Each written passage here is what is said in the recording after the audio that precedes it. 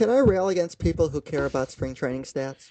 You can do that, and then we were gonna get into some talking about John Heyman. So yeah, go ahead into Yeah, spring I training mean, stats. I want to talk about. Well, I spring think there would. following spring training in general. Yeah, well, I mean, I follow it because I'm desperate for baseball, but by the middle of March, I'm over it.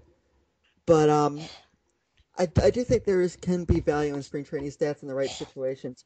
If you're looking at a player coming back from injuries, or if you are looking at guys that are fighting for roster spots, okay. But in general, the established players that are guaranteed roster spots are working on things.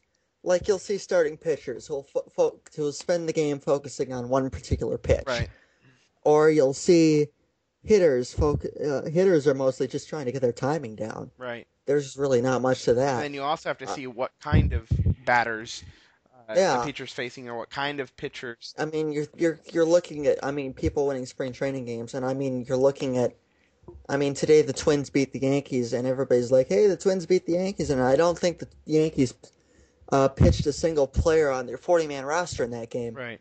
So I mean you can put stock in it if you want, but I think you're misleading yourself if you do. Hmm.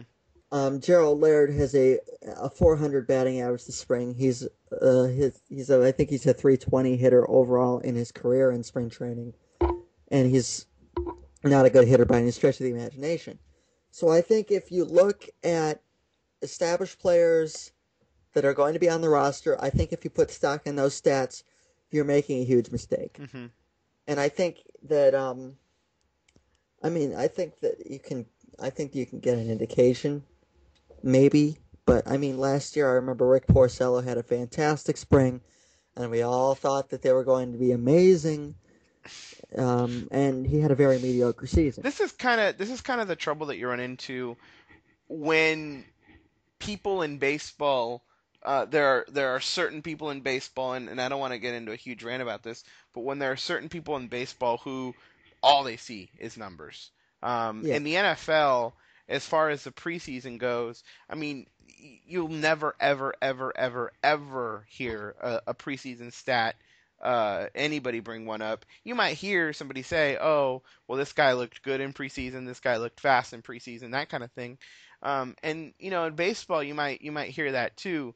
But with an obsession with numbers in baseball, and what are they doing here versus last year versus last spring, and that kind of stuff. Even Hmm. if you realize that they're spring numbers, that what this is kind of the pitfall of that. And Yeah. people are in again. You mentioned what kind of team was the other team bringing out, and that kind of stuff. Yeah. And there are And I numbers think that you can have account for the situations, but those aren't the numbers people are bringing up. And Yeah, and the you whole actually also have to factor in that I think some players are notoriously slow starters, hmm which makes it, that throws it off even further. I mean, Mark Teixeira is notorious for having really bad Aprils. yes, So, I mean, you can put stock in it if you want, but I don't think you're going to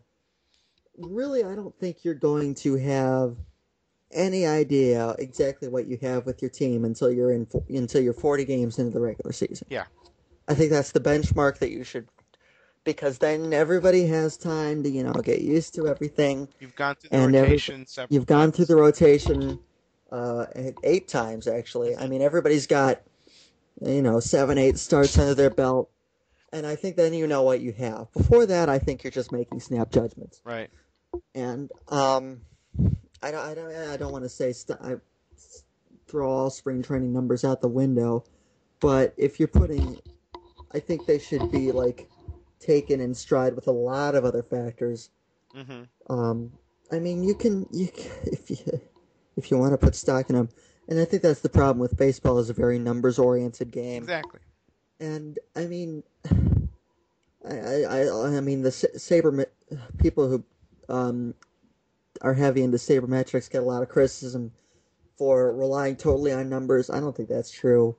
I'm I I'm big into Saber stats, but I also realize that you have to watch Yeah. the games to know what's going on. You have to combine both. Hmm. Like I mean, you can have a guy hitting 300, but if he strikes out a ton, then you have to take. I mean, you have to watch Hmm. because I mean, there are stats you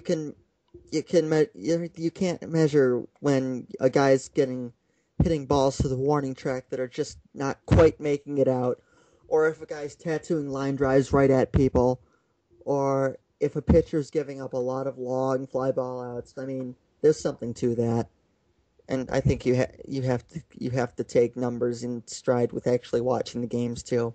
Hmm.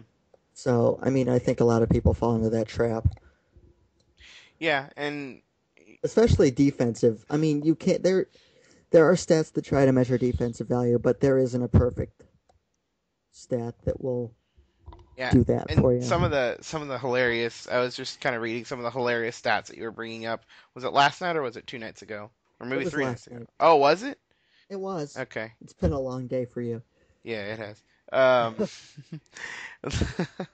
that you were bringing up as far as, and I was just kind of reading them as entertainment, but the players that you wouldn't expect with multiple home runs and that kind of stuff. Yeah. So, Melky Cabrera is having the spring to end also.